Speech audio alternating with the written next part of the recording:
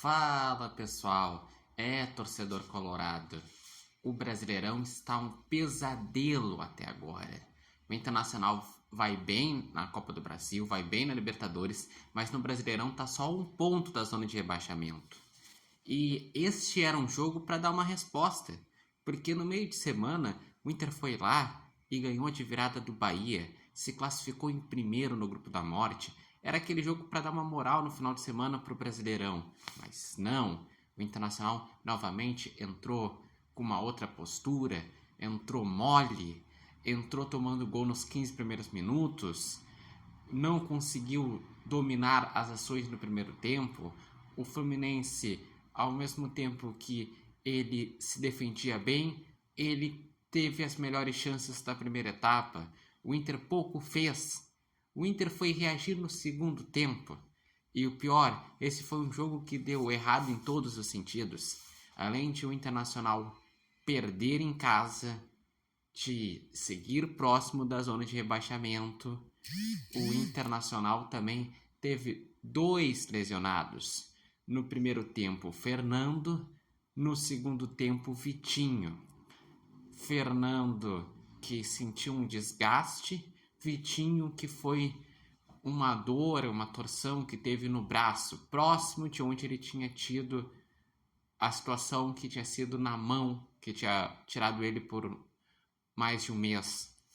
E ainda por cima, no segundo tempo, teve o Alan Patrick, que recebeu o terceiro cartão amarelo e com isso não joga contra o Atlético Mineiro. Ou seja, contra o Atlético Mineiro, que é o último jogo antes da parada do Super Mundial, não tem Fernando, não tem Alan Patrick, não tem Bernabé.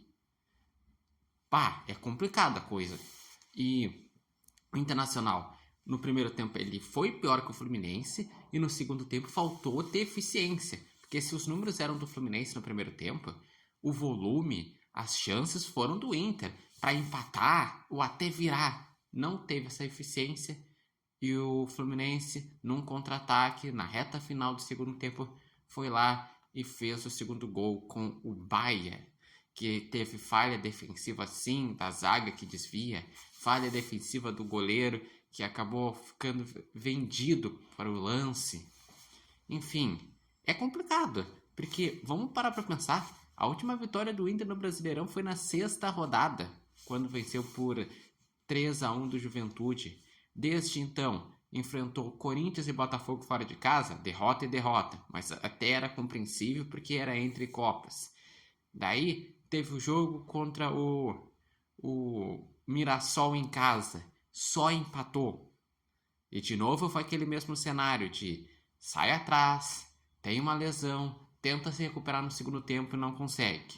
Contra o Sport, de novo, sai atrás, tem uma lesão, consegue empatar no segundo tempo, mas não consegue virar. E nesse, nem virar, nem empatar, perdeu o jogo. Internacional que está muito abaixo do que se esperava. Em 11 rodadas, o Inter tem 11 pontos. Está fazendo sim campanha de quem está brigando contra o rebaixamento. Tudo bem que a parte do DM explica isso, o foco nas Copas explica isso, mas a postura e a falta de eficiência não são explicados por essa questão. O Inter precisa entender que precisa acordar no Brasileiro. Todos os times já acordaram no Brasileiro, menos o Inter. Então o Inter tem que agora acordar. Ele vai ter 11 dias entre esse jogo contra o Fluminense até o jogo contra o Atlético Mineiro, em que ele vai se preparar e pensar só nisso. Não vai ter Copas depois, não vai ter um outro foco, não vai ter uma sequência de jogo a cada 3 dias. Não, é 11 dias para fazer uma decisão contra o Atlético Mineiro.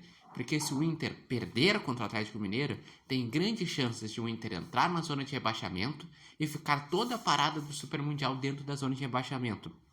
Então, tá na hora de o Inter acordar para o Brasileirão. Porque que o Inter não tem elenco para 3 competições, a gente sabe disso.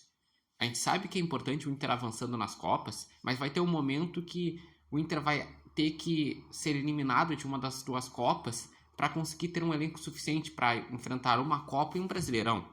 Mas não pode encarar o Brasileirão como está encarando. E, aliás, essas dificuldades mostram que o Inter vai precisar ir atrás de contratações no mercado de transferências para ter um elenco mais repleto e entender por que teve tantas lesões assim, porque isso está prejudicando o Internacional. Mas eu gostaria de saber de vocês, o que acharam dessa partida? Por quais motivos que o Inter não venceu o jogo? Por quais motivos o Inter está mal no Brasileiro? Deixem aqui nos comentários. Lembrando que esse vídeo tem oferecimento de Barbearia Independência e vocês podem acompanhar o Repórter Matheus Wolff no TikTok, no Instagram e no canal do YouTube Repórter Matheus Wolff.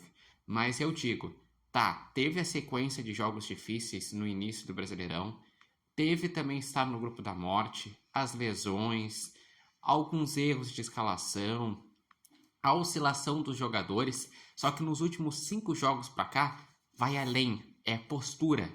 Na Libertadores, Copa do Brasil, é postura de decisão. No Brasileirão, a corda tá frouxa e precisa esticar a corda no Brasileirão também.